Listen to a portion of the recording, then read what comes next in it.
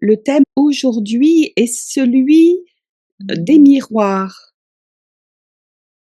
Un thème, un peu surprenant parce qu'il y a certaines choses qui sont dites au sujet des miroirs. Je n'en dis pas plus. Si tu peux regarder avec les images ce qui peut être dit au sujet des miroirs. Par exemple, en feng shui, on dit de les placer à tel endroit, pas à d'autres. Donc, qu'y a-t-il de particulier concernant les miroirs? Confiance,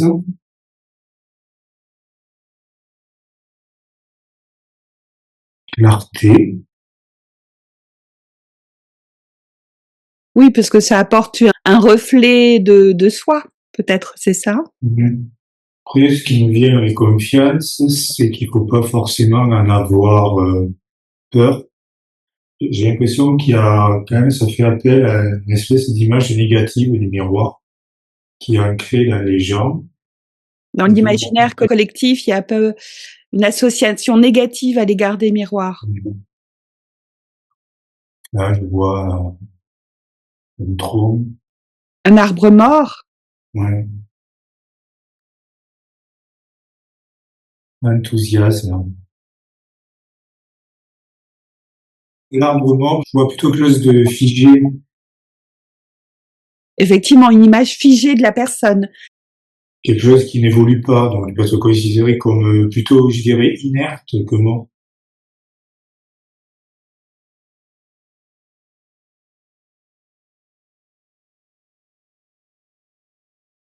D'accord. Alors, je vais essayer de poser une question plus précise. Est-ce que les miroirs émettent vraiment des émanations négatives, des ondes négatives? Perversion, ça revient à ce que je disais, leur action est vraiment pervertie, transformée. Ouverture. C'était aussi une des questions parce que parfois certains disent que les miroirs sont une ouverture vers d'autres dimensions. Bon, il y a ça, et aussi, je pense, ouverture d'esprit. C'est-à-dire repenser vraiment la manière dont on nous a appris à agir envers ce qu'ils représentent.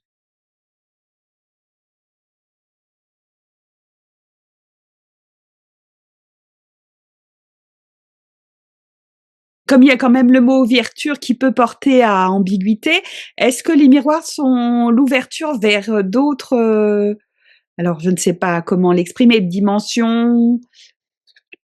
Conditionnement. En fait, ce qui me vient, c'est suivant l'intention ou la manière dont on l'aborde, il va y avoir une action différente. C'est peut-être pour ça qu'en fait, il est utilisé de manière négative, pour avoir un résultat négatif ou anxiogène. C'est là où je vois ouverture avec les plusieurs possibilités. Mais si on y va de manière anxiogène ou méfiante, on va avoir une ouverture, en effet, vers quelque chose de la même nature. C'est pour ça qu'au départ, ils avaient la carte confiance, clarté. Je pense que c'est les prémices indispensables pour pouvoir interagir avec. Sinon, en effet, ça va être détourné. D'accord. Donc en fait, c'est dans un sens large, que le miroir est vraiment le reflet de la Voilà. réalité. Le miroir, c'est à la fois le reflet du visage, de la personne, mais aussi c'est également le reflet de son état d'esprit. C'est le Ouais, reflet complet de ce qui est observé. ouais, tout à fait ça. Donc ça veut dire que quelqu'un avec de mauvaises intentions, eh bien, son reflet sera lui-même rempli de cette énergie néfaste.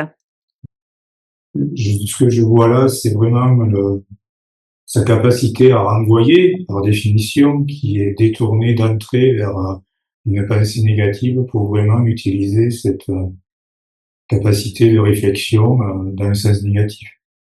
Pour moi, ces deux cartes, c'est vraiment un message clair pour avoir une interaction avec un miroir. Il faut être vraiment dans la confiance, la clarté et l'enthousiasme. Il faut vraiment un bel état d'esprit quand on se regarde dans le miroir pour Mmh. que ça ne soit qu'uniquement positif. Voilà, parce que derrière, voilà, il y a quand même la carte ouverture et conditionnement. Donc oui, ça ouvre vers d'autres espaces, mais des espaces conditionnés par l'état d'esprit.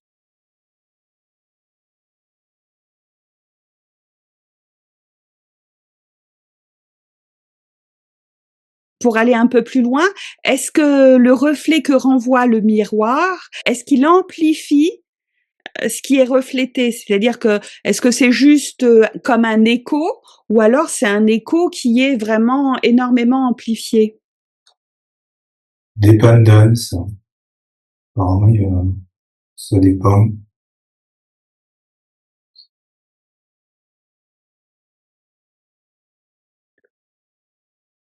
Néant,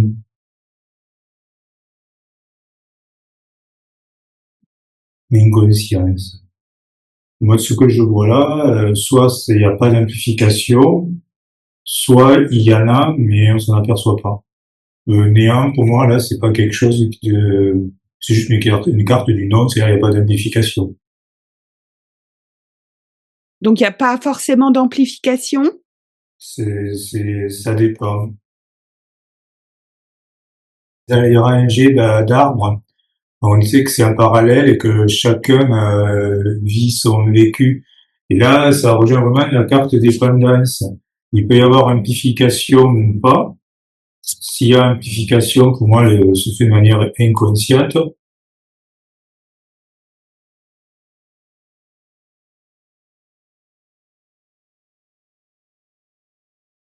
Après, qu'est-ce qui conditionne l'amplification ou pas? J'ai pas encore la réponse. Contrainte. Dans contrainte, j'y vois comme s'il fallait vraiment des conditions très spéciales. Il y a amplification de l'amour. Dans la vibration de l'amour, C'est amplifié. En fait, c'est quand c'est positif que c'est amplifié. Donc, au contraire, quand c'est négatif, c'est pas amplifié, c'est juste retourné. Après, contrainte, je pense qu'en effet, sentiment, c'est pas, on rencontre pas ça tous les jours, parce que là, c'est vraiment le côté pur, hein, je ressens vraiment l'énergie pure, hein. Donc, c'est vraiment quelque chose de vibratoirement élevé. donc dans des vibrations élevées, le reflet que renvoie le miroir peut être amplifié. Voilà.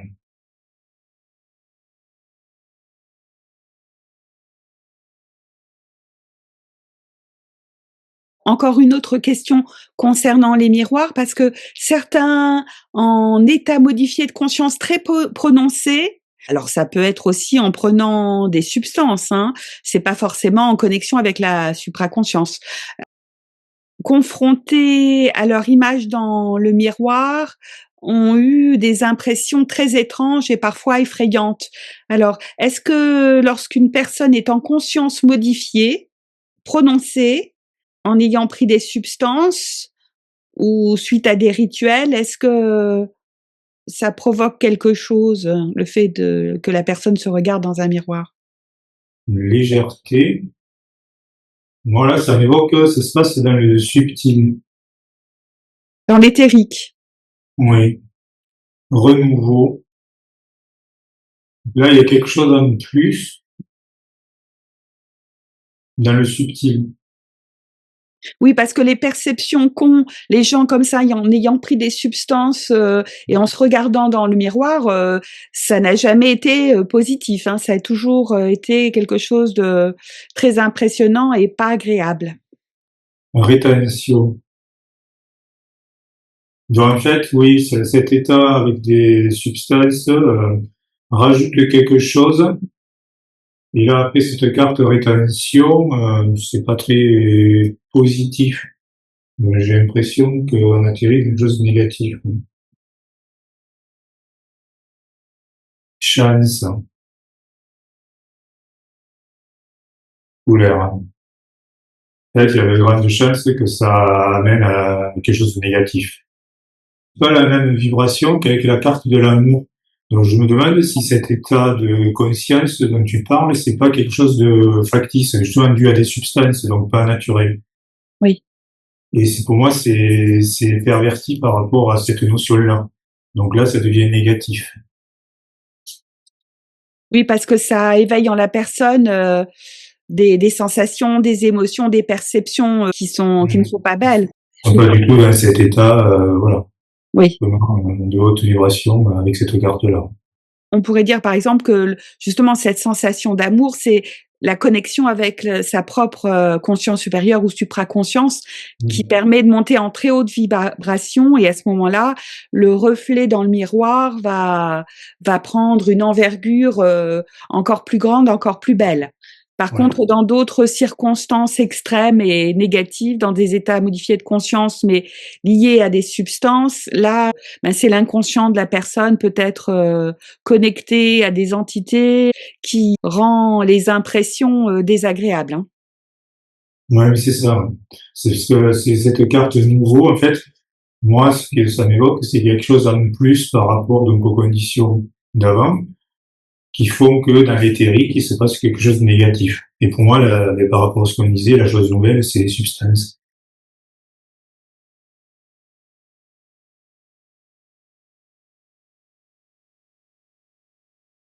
Une dernière question concernant les miroirs. Ce qui est dit par le feng shui, c'est qu'il ne faut pas s'endormir avec un miroir qui reflète le lit, là où l'endroit où l'on dort. Qu'en est-il de ces croyances-là? Volonté. Est-ce que lorsqu'on est endormi, le fait que notre, corps, soit reflété dans un miroir, est-ce que c'est dérangeant? Échec. Moi, j'ai l'impression que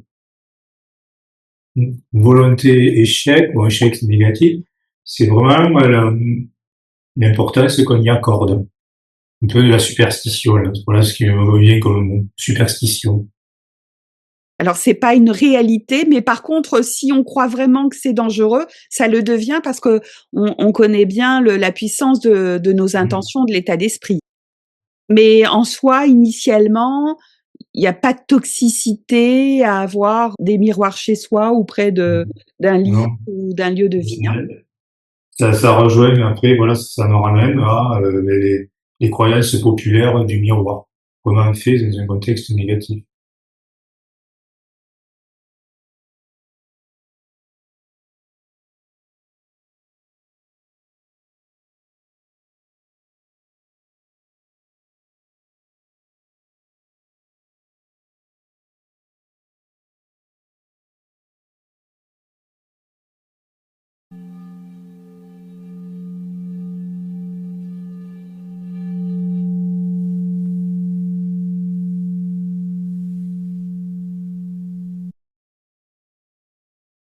Un autre thème, celui de l'effet Mandela.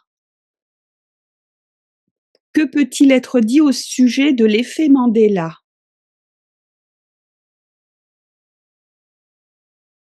Un arbre qui peut symboliser avec ses branches, parallèles comme une évolution, une progression. Moi, oui, puisque les mots, ça concerne le vivant, déjà. Je fais un petit résumé. C'est un constat qui a été fait justement avec, Nelson Mandela parce que bien des années après, certains ont la conviction qu'il est mort en prison et d'autres, sont persuadés qu'il a vécu bien après. Même avec certains objets, certains ont la mémoire que certains jeux collectifs familiaux avaient tel logo dans les années 80 par exemple et puis actuellement quand on voit les mêmes jeux, bah, ils ont plus du tout la même apparence. C'est pour plein de choses, différentes, comme si la réalité, 10-20 ans après, serait, transformée. Elle ne serait plus la même.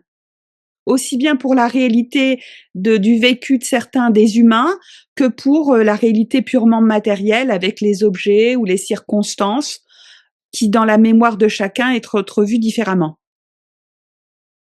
commencement, ça commence avec le vivant. Échec.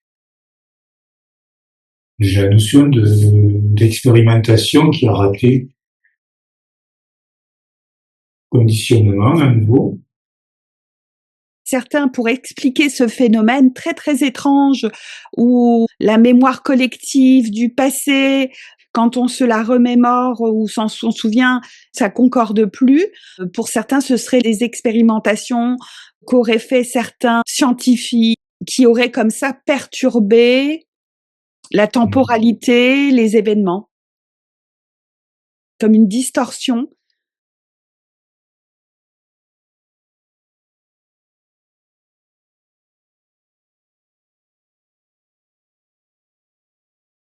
Néant. Est-ce que l'effet Mandela est une réalité, est un phénomène réel? Est-ce qu'il y a effectivement changement de la réalité du passé? Matérialité. Un effet sur la matière quand même. Oui, c'est un effet sur la matière. Moi, c'est cette carte conditionnement.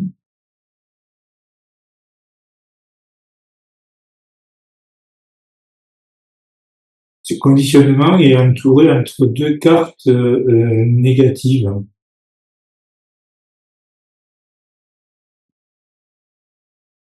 J'ai l'impression qu'en fait, c'est une expérimentation au début de la vie. En plus, on voit, il y a quand même des branches là qui pourraient évoquer quelque chose en parallèle. Ce que je vois, c'est quelque chose qui s'est fait au début de la vie, une expérimentation, mais qui a échoué en fait. Et, oui, que les conditions n'ont pas abouti. C'est une expérimentation sur la matière.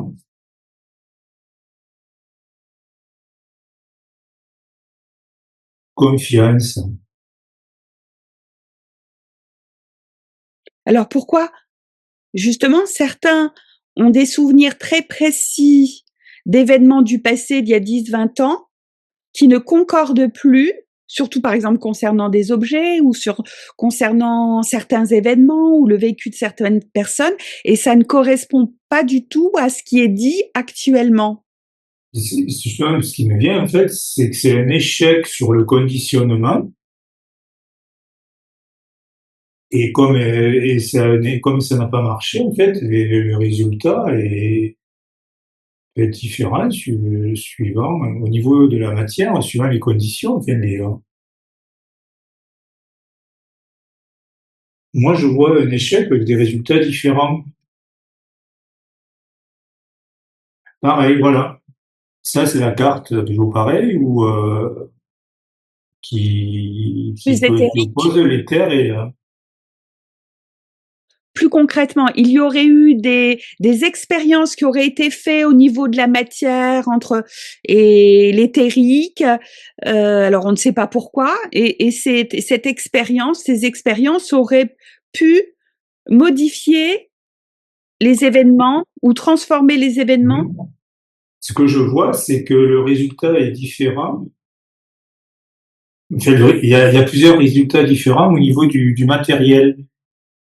Alors après, c'est peut-être la perception de chacun, mais pour moi, ça part vraiment d'une expérimentation sur la vie qui n'a pas marché.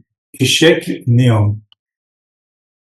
Et carte de conditionnement. Donc, ça n'a pas marché et les résultats sont différents. C'est parce que ça n'a pas marché qu'il y a justement ces effets Mandela, c'est-à-dire une impression qu'il n'y a pas concordance entre ce qui est décrit actuellement et ce qui a été vraiment vécu, c'est ça? Cette carte-là, donc on voit les lots. Voilà, ça m'évoque vraiment l'aspect, on va dire, plus matériel et l'aspect plus éthérique.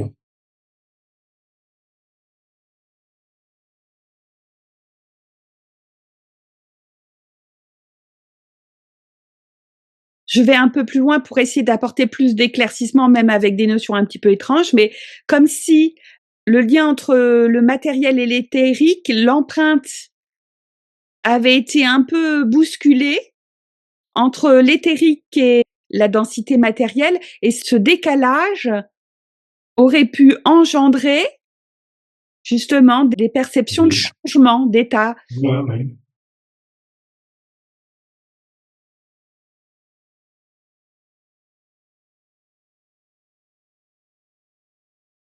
On va demander par rapport à cette expérience-là qui a un peu chamboulé la perception du passé et de la description du passé également. Quelle était l'intention de cette expérience? Qu'est-ce qu'il cherchait à faire? Une liberté,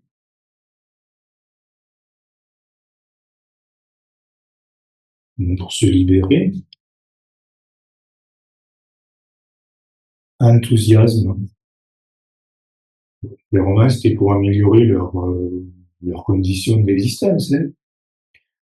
Mais pour en revenir, la carte confiance, au départ, je comprenais pas. Mais maintenant, oui, c'est pas tellement le mot, c'est surtout le contenu de la carte. On voit bien qu'il y a deux choses à miroir, mais bien séparées, comme s'il y avait deux réalités différentes.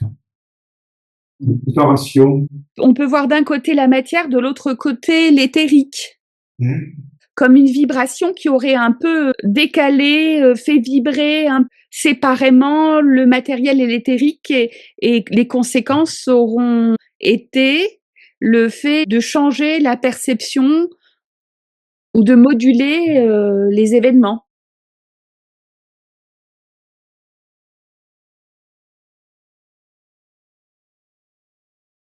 En fait, oui, ils ont fait ça, donc du coup, ça a eu un impact au niveau de la matière. En fait, ils l'ont fait pour eux avoir plus de liberté et mieux vivre.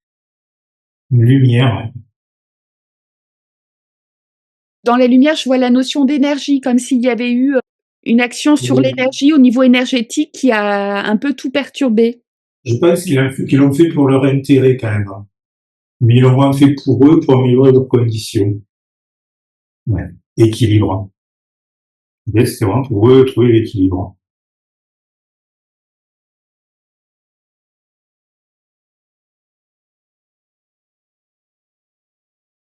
Et quand tu dis pour eux, c'est qui? C'est certains êtres humains ou alors c'est... Voilà. La question, qui sont-ils? Potentiel. Pour moi, c'est purement énergétique. Ils ont effectué une action puissante énergétique là qui a tout chamboulé. Alors, mais qui sont les initiateurs?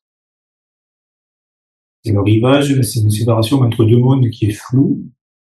C'est des êtres qui sont mi-matière, mi-énergie. Passivité. Alors, est-ce que ce sont les obscurs? Apparemment, c'est des êtres qui sont pas véritablement dans la matière, puisqu'il y a la notion de Ouais. vague, ils sont plus dans une notion plus aérienne, là, moins terrestre. Futur. Peut-être qu'ils ont voulu avoir un réajustement énergétique. Ça, oui, c'est pour leur futur. Si ce sont pas des êtres humains, c'est forcément les entités. Mmh.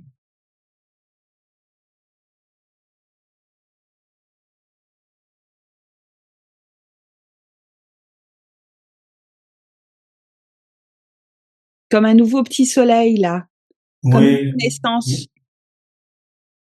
Mais on avait vu dans une autre vidéo qu'ils ont eu l'intention plusieurs fois de réajuster pas mal de choses, ne serait-ce qu'au niveau de la ceinture de Van Allen ou même dans l'intérieur de la Terre, pour reconfigurer l'espace de la densité à leur convenance. Ça peut être que eux, c'est-à-dire qu'ils ont remodelé pour leur confort à eux. Et il y a eu une perturbation. Il y a eu un problème et c'est un peu comme s'il y avait une perception différente suivant les personnes. Une empreinte électromagnétique qui a été perturbée. Ouais. Complexité. Donc ce sont vraiment les obscurs qui ont fait une expérience qui était censée être bonne pour eux, mais une expérience qui a échoué et qui a engendré des perturbations importantes entre le domaine éthérique et matériel. Et comme conséquence, il y a eu des perturbations dans la perception de la réalité présente et passée. Ouais, oui, c'est ça.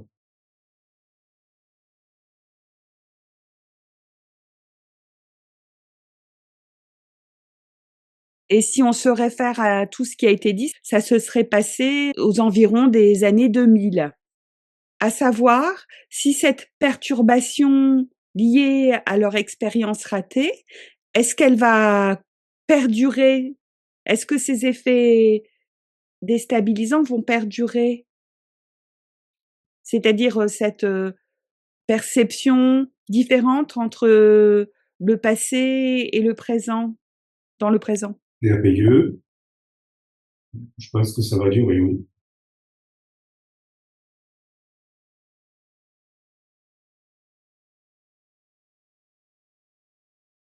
Est-ce que ça veut dire que ce qu'on aura vécu dans 10, 20 ans, la mémoire qu'on en aura au niveau collectif pourra être, différente? Rejet. Ce qui me vient, j'ai l'impression qu'en fait, les gens vont en entendre de plus en plus parler de cette histoire, donc soit ils vont la rejeter, soit ils vont rejeter leur mémoire. Ils vont vraiment douter de leur mémoire, quoi. Amusement. Ouais, quelque part, ce sera pris à la légère quand même.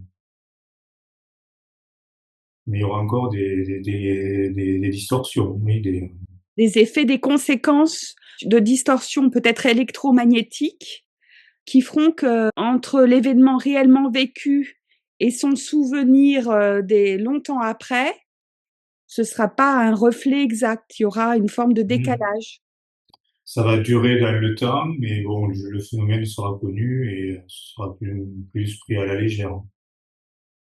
Ce sera peut-être repris par certains humains en disant que oui, c'est normal avec l'âge, on n'a pas une mémoire exacte du passé. Mmh. Ça va être peut-être banalisé, alors que réellement, il y a de véritables distorsions qui sont quand Mmh. même inquiétantes, du fait de se dire qu'un événement vécu 10, 20 ans après, le souvenir collectif qui en restera ne sera pas conforme à ce qui aura été réellement vécu.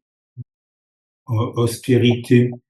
Moi, ce qui me vient, c'est le mot banaliser. En effet, ça va être banalisé, cette différence de mémoire, tout simplement.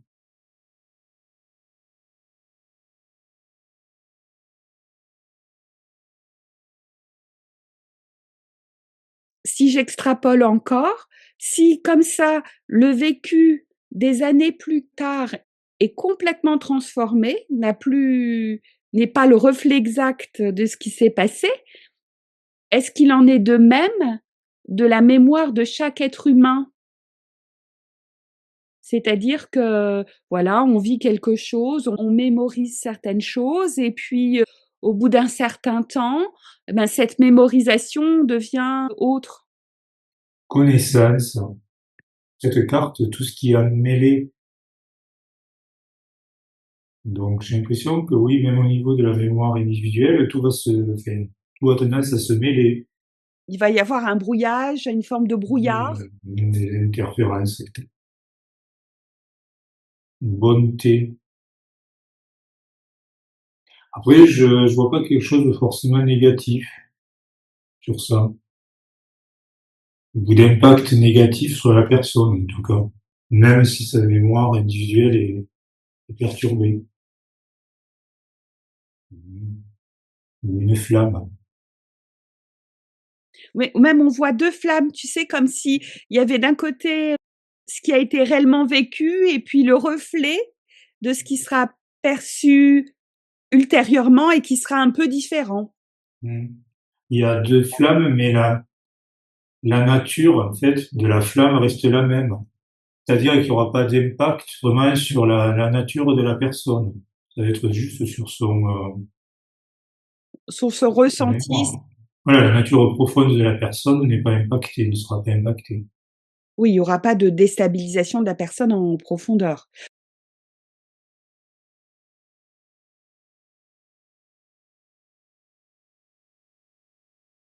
demande s'il y aura quand même altération de ses capacités.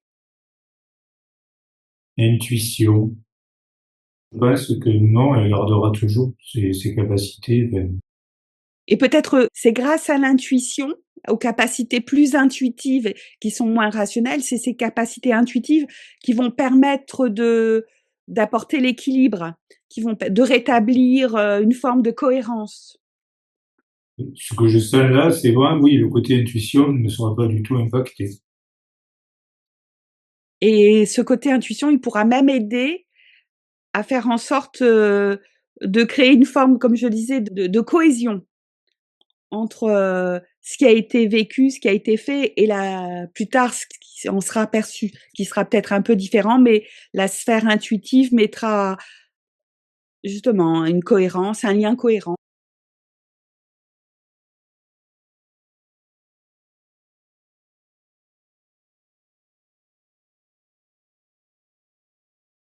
Ce qui me vient, ça, c'est en fait l'intuition va ramener à la nature même de la personne. Ça, je ne peux pas m'empêcher de la lier à ces deux. Et voilà, une flamme reste une flamme, même s'il y a une flamme, fait la nature de la reste la même. Oui, puis on même en allant plus loin, on peut dire que l'intuition, c'est vraiment le propre de l'être humain. Les capacités rationnelles, ce sont des capacités qui ont été ajoutées au cours du temps. Il y a des milliers d'années, les hommes n'étaient pas particulièrement rationnels. Par contre, ils pouvaient avoir une intuition très grande. Donc, comme l'intuition est vraiment liée à notre présence, à notre conscience, si celle-ci n'est pas altérée, ça ne va donc pas fondamentalement perturber, notre, identité. Mm.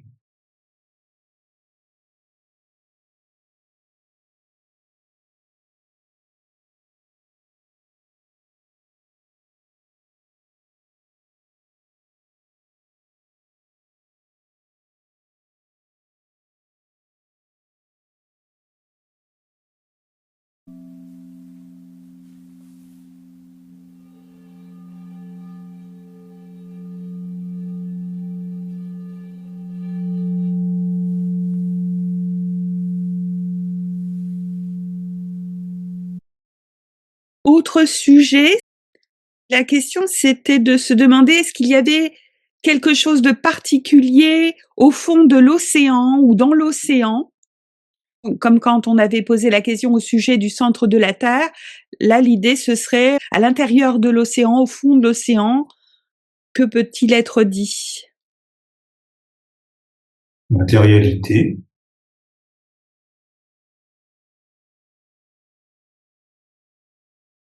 Et c'est gelé, figé.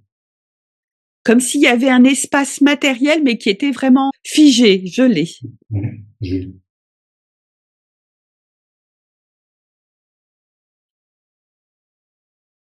Encore un échec. Encore quelque chose qui est raté et qui se retrouve figé au fond. Colère. Hein. Alors comme s'il y avait eu de la vie là au fond de la mer, ou une expérience matérielle qui est restée figée, glacée, qui a échoué, qui a généré de la colère, du mécontentement. Concret. On reste vraiment dans la matière. Passé.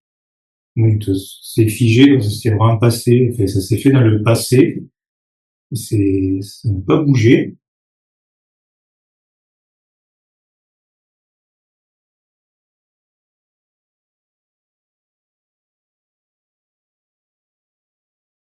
Apparemment, ça concernerait une expérience quand même sur le vivant. Oui, une forme de vie Oui.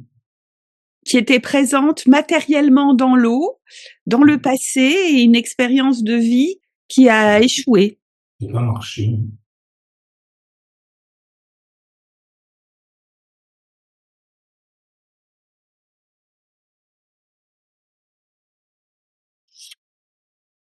Dépendance.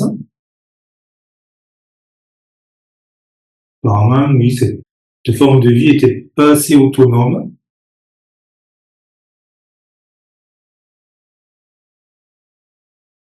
Spiritualité.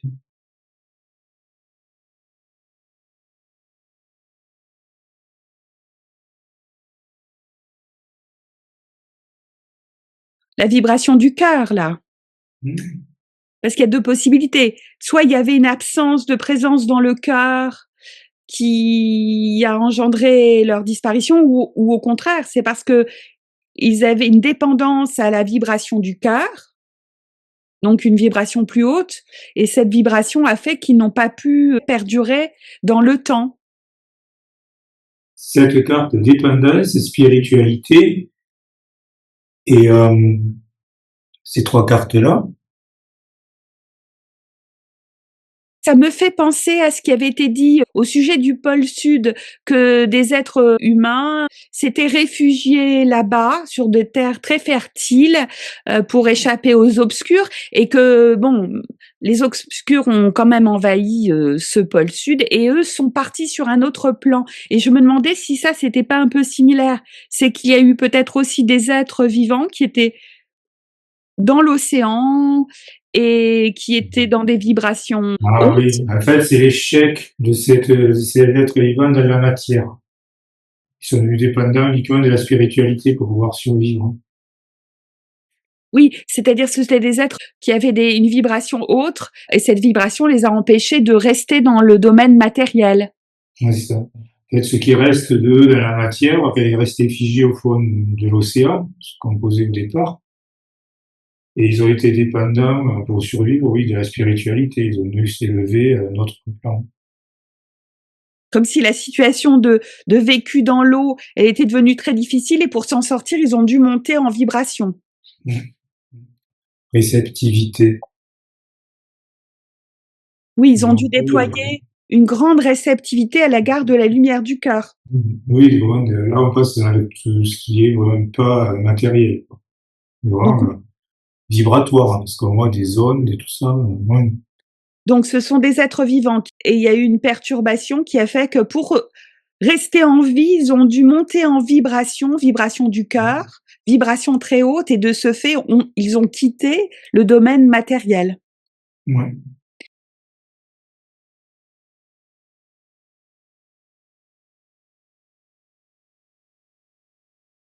Et je me demandais si la colère, c'était pas justement celle des obscurs qui ne pouvaient plus s'accaparer ces êtres vivants. La colère, qu'est-ce que c'est que cette colère? Moi, la colère, je vais vis-à-vis de l'échec.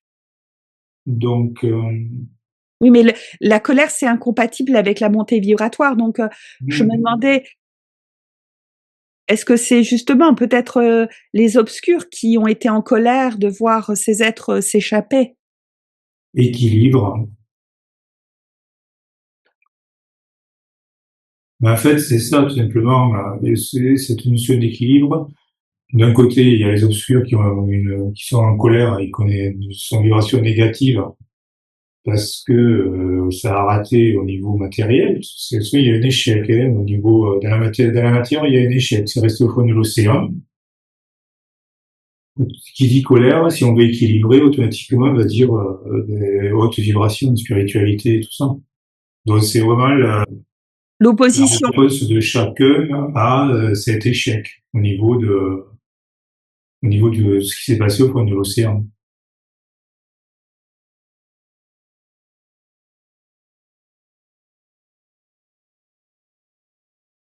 Ce qui m'est venu spontanément à l'esprit, je me demandais, peut-être que dans l'océan, au fond de l'océan, il y a des vestiges de vie passée, mais est-ce que ce serait des terres englouties? Est-ce que ces êtres qui sont partis dans des vibrations hautes et ont quitté le plan terrestre, est-ce qu'au départ, ils vivaient sur la terre ferme et c'est l'espace où ils vivaient qui a été englouti par la mer? Donc encore la nature est là. Et tu vois, même si c'est un soleil dans le ciel, on pourrait vraiment imaginer le ciel de bleu, c'est l'espace de la mer.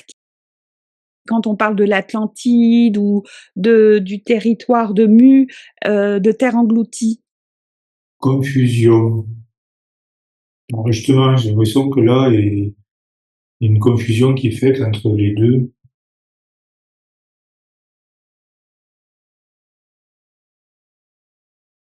Un mur, un obstacle, mais aussi c'est la matière.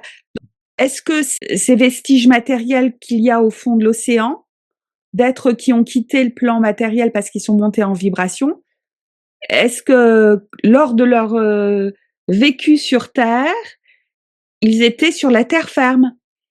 Et là où ils étaient, tout s'est effondré, les terres ont été englouties. Joie, Donc ça peut être un oui. oui.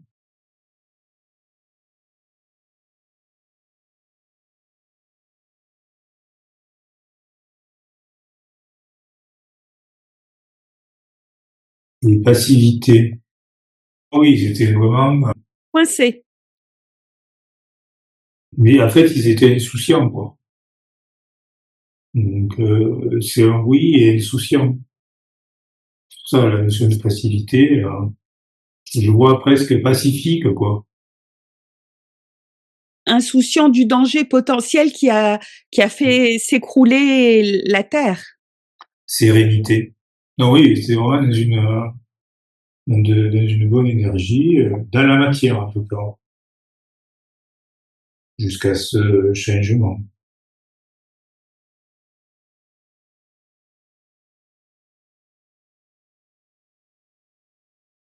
Le mot potentiel, c'est peut-être que c'était des êtres humains qui avaient d'énormes potentiels. Ça confirme sérénité, facilité, joie, ils étaient, voilà, oui. Dans un espace de vie léger, joyeux, ils se sont pas rendus compte qu'il allait y avoir une catastrophe terrible qui allait engloutir les terres.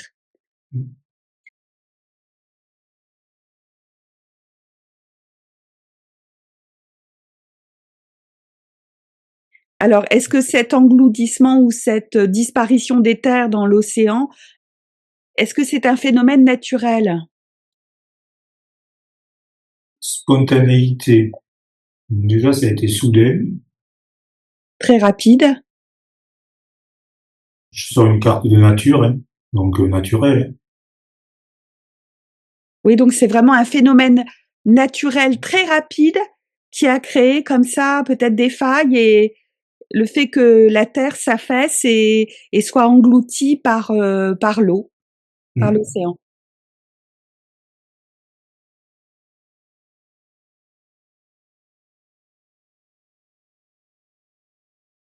Ça veut peut-être dire que parmi ces êtres, il y en avait certains qui étaient déjà ou en vibration du cœur et ceux-là ont survécu dans l'éthérique et peut-être que les autres qui étaient en plus basse vibration, c'est ces êtres-là qui ont été en colère. Leur âme était en colère d'avoir été comme ça perturbés dans leur histoire de vie.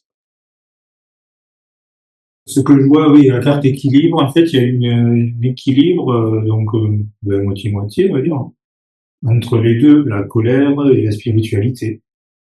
Entre ceux qui sont partis dans la lumière et ceux qui sont restés dans l'attachement matériel et ont été vraiment contrariés par ce changement de climat, d'espace vital.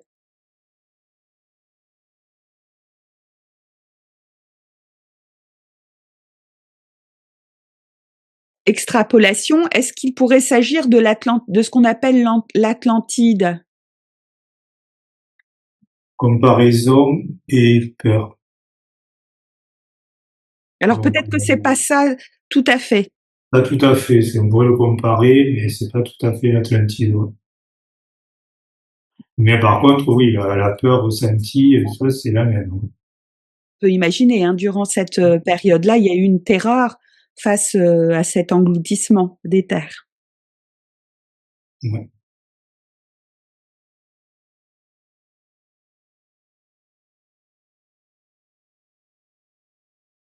Si certains scrutaient l'océan, ils pourraient trouver encore des vestiges de cette civilisation ou de ces civilisations passées. Naissance. Donc oui. Oui. Naissance et prendre connaissance, justement. Mm.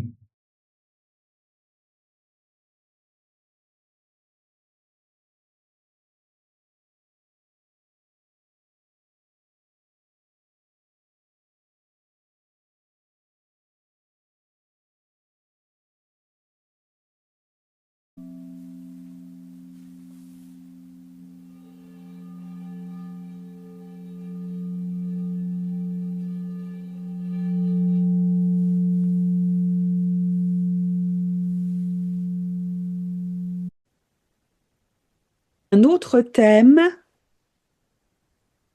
celui des égrégores. Que peut-on dire au sujet des égrégores?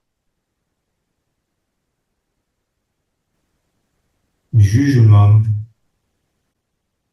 Alors, pour faire un petit résumé, les égrégores, ce que ça peut signifier de manière simplifiée, hein, c'est à chaque fois que l'on pense à quelque chose, et d'autant plus qu'on est motivé, qu'on y met de l'émotion, cette intention particulière, qu'elle soit positive ou négative, elle va se créer une forme dans l'éthérique. Et ensuite, ces pensées, ces intentions, elles vont se rassembler entre elles en fonction de leur affinité, leur similarité. Alors on pourrait imaginer comme des gros nuages qui contiennent plein d'intentions similaires, d'impressions de ce qui a été réellement vécu, mais aussi de ce qui s'est passé dans l'imaginaire des gens individuellement. Et ces égrégores, ensuite, ils grandissent encore et encore en fonction de ce à quoi pense ou de ce à quoi espère chaque individu, selon des thèmes particuliers, justement. Et c'est présent, c'est vivant. Quelqu'un pense à quelque chose de particulier, on peut imaginer que l'égrégore qui correspond peut venir à lui et lui apporter des intentions supplémentaires, créer comme une forme de dépendance. Et l'égrégore peut également se nourrir de l'intention de chacun.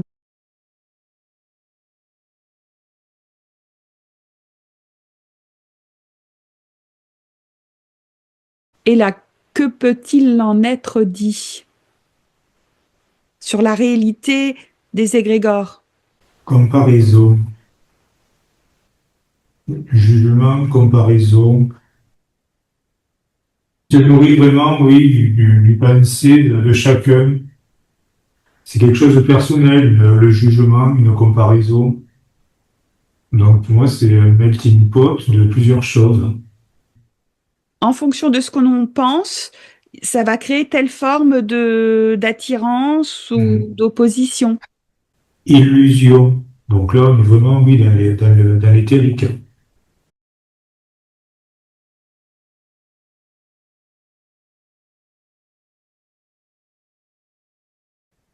Quelle est la réalité de cette notion d'égrégore et quelle en est la puissance et les conséquences? Austérité. Moi, tout de suite, ça me vient, ça restreint beaucoup. Ça prend beaucoup d'énergie et ça réduit le champ des possibles d'action d'une personne, des personnes. Ça l'enferme. Volonté, ça a même une action, une volonté propre. Ouais. Donc les égrégores ont une volonté propre et se nourrissent des pensées, de l'état d'esprit de chacun. Et en même temps, en faisant cela, ils amenuisent la volonté de chaque individu qu'ils captivent.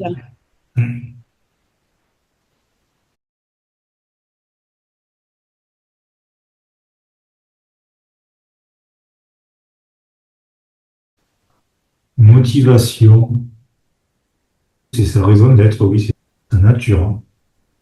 La nature des égrégores, c'est de s'assembler en fonction d'affinités et d'aller rejoindre les individus et de prendre leurs intentions. Abus, c'est presque même violent, quoi. Oui, c'est comme une forme de captation de l'individu, de la personne, selon ses intentions, comme un accaparement de l'énergie de la personne. Il y a vraiment quasiment une action, quoi, physique, même pas une conséquence, c'est vraiment une action, une mise en mouvement, quoi. Inconscience. Et oui, c'est ce à quoi je pensais, c'est-à-dire que cette captation d'énergie, de la tension de la personne, tout ça, la personne n'en a pas conscience, ça se passe inconsciemment. Oui, oui, c'est ce qui me vient, oui. Elle le réalise même pas. Parce qu'en plus, l'action de l'égrégore, c'est de manger, de capter l'énergie de la personne en fonction de ses pensées. On peut imaginer que l'être humain, c'est comme une pile, comme une source d'énergie infinie pour ces égrégores. Et ce que fait après l'égrégore, C'est comme s'il incitait la personne à continuer à penser à la même chose. Et plus la personne pense à la même chose, plus l'égrégore se nourrit de l'énergie de la personne. Et donc, c'est comme un enfermement, une forme de vampirisation.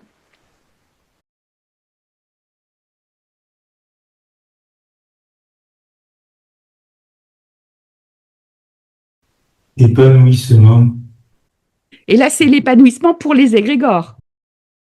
c'est ce qui permet voilà, de grandir, d'évoluer. Et de se nourrir de l'énergie des êtres humains en fonction de leur imaginaire, de leur état d'esprit.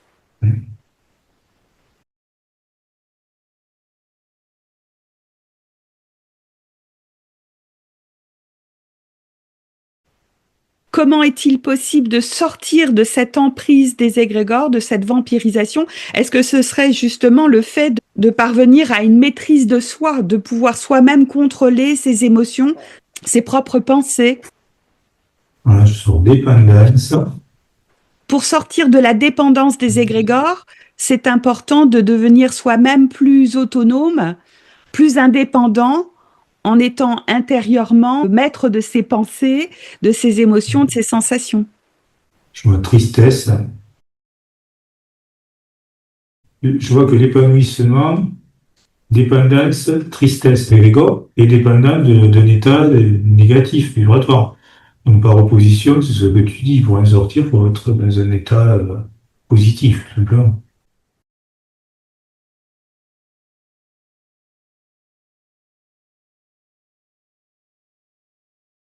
Est-ce que si intérieurement, on monte en vibration, donc monter en vibration, se connecter à sa supraconscience, ça sous-entend également de parvenir petit à petit, même si ça prend énormément de temps, de parvenir petit à petit à maîtriser, à contrôler ses pensées, ses émotions et ses sensations. C'est ce qui permet la montée en vibration, une connexion plus importante avec sa supraconscience. Et de cette manière, on peut s'échapper de l'emprise des égrégores. On peut ne plus être une nourriture pour ces égrégores. Oui, conscience, hein. C'est ça. Faire en conscience. L'éveil de la conscience, ça sous-entend maîtrise des pensées, sensations, émotions, de décider soi-même ce à quoi on veut penser, ce que l'on veut ressentir, et de pouvoir s'arrêter quand on le veut. C'est de cette manière qu'on retrouve une forme de liberté et qu'on n'est plus une nourriture pour les égrégores.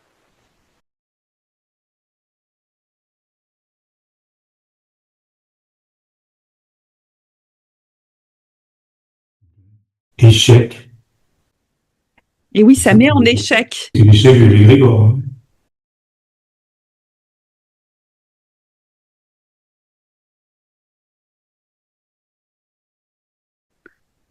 Donc, les égrégores sont une réalité non visible, inconsciente pour la plupart des êtres humains, et une vampirisation énergétique importante collective qui empêche chacun de vivre vraiment pleinement libre et selon sa propre volonté.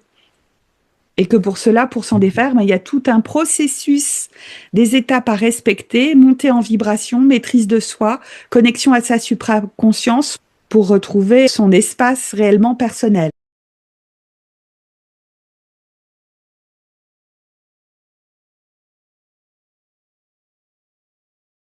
Si on va dans un petit aparté, effectivement, ceux qui font des mauvais rituels, en fait, ils nourrissent les égrégores volontairement. Ils créent des égrégores négatifs encore plus importants qui vont aller se diriger vers les personnes qui auront des pensées négatives pour se nourrir. Voilà, dans ça, de suite, oui, je vais sur la carte d'épanouissement pour l'égrégore, oui. Ça l'épanouit encore plus, oui.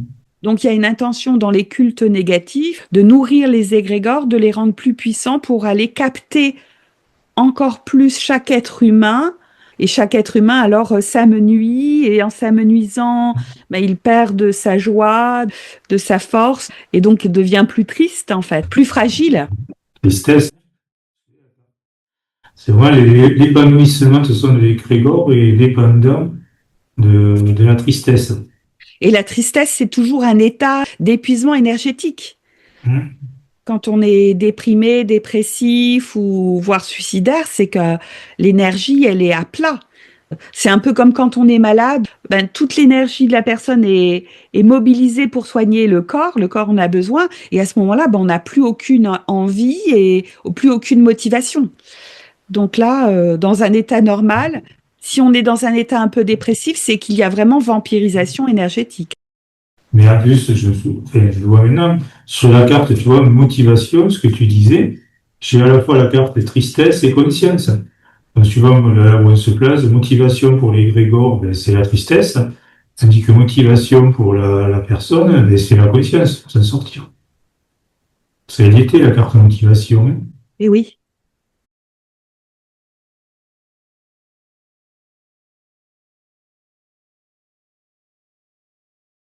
Donc vraiment, là, c'est important. Il faudrait que davantage de personnes prennent vraiment conscience que leur état d'esprit est souvent, comment dire, manipulé par ces présences d'égrégores qui ont l'intention de maintenir des états d'esprit négatifs pour se nourrir. Abus.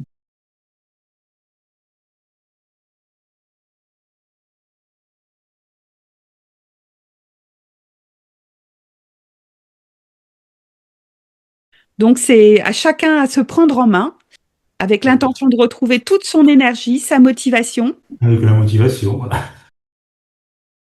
pour être maître de soi et de sa vie, connecté à sa supraconscience. Ouais.